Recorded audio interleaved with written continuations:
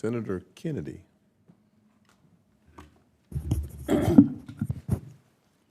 Thank you, Mr. Chairman. Mr. Turner, you have a very impressive resume and career, Thank you, sir. and I've enjoyed your testimony today. You will find that we in Washington, we never make the same mistake twice.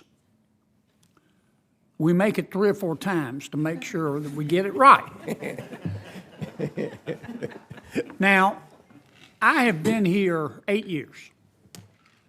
I have watched us, on a bipartisan basis, spend tens and tens and tens and tens and tens of billions of dollars on affordable housing. And the result is that 10 years ago, the average age of a first-time home buyer in America was 28. Today, it's 38. We're going backwards here. A house that cost 4 years ago $304,000, a lot of money, costs $423,000 today. Washington thinks it can command the tides of the housing market, and we can't. Right.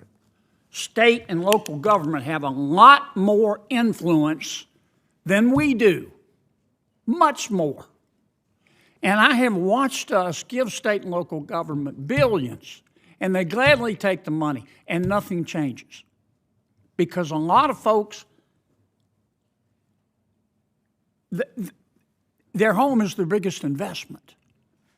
And they don't want affordable housing nearby.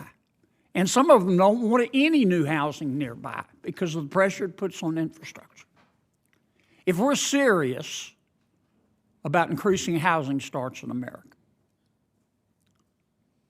and I doubt this will happen because I don't think we in Washington have the oranges to do it. But we would turn to every state and say, look, we expect you to increase housing starts every year by 3%. Could be 2, could be 4, 3%. How you do it is your business. If you don't do it, we're going to cut by 1.5% all the federal aid that we give to you, across the board. If you exceed the 3%, we'll give you an extra 1.5%. Canada's in the process of looking at this. Now you will see many in state and local governments have an epiphany.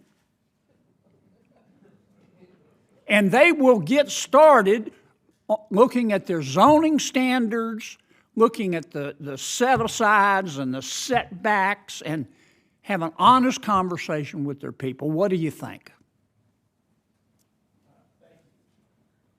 Thank you, Senator Kennedy. So I appreciate our time together, and thank you for your thoughtfulness and your ingenuity and thought. You know, incentives do a lot. I know playing in the NFL, you always wanted to get incentives in your contract. So does a stick. Yes. Stick does a lot, Yeah, too. it does. You know, the incentives we had back in the day were a lot less than the incentives I see these players getting now. But anyway, I think that returning that control back and encouraging innovativeness and encouraging that accountability back to the states, I think is a great idea. And I want to hear more about that with you. But I do believe that when we incentivize growth, we incentivize building, we incentivize, you know, certain aspects when it comes to affordability, you know, competition always brings out the best. And so I look forward to hearing more and working with you on that.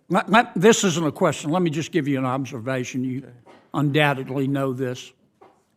One of the headwinds you're going to face now is the cost of insurance.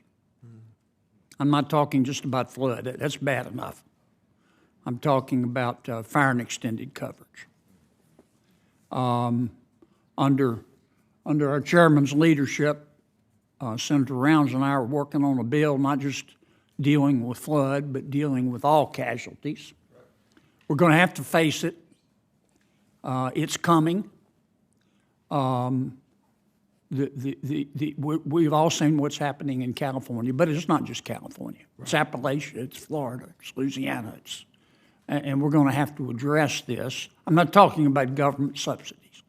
I'm talking about setting up some sort of national program that invites as many people as possible to join so you can spread the risk, strict underwriting so that the premiums are not subsidized. And I hate to see the federal government get in the insurance business, but by God, it looks like we're going to have to, and I'm way over, but I used that extra time that Bernie gave me. Thank you, Senator. And 17 additional seconds. You're right, he gave you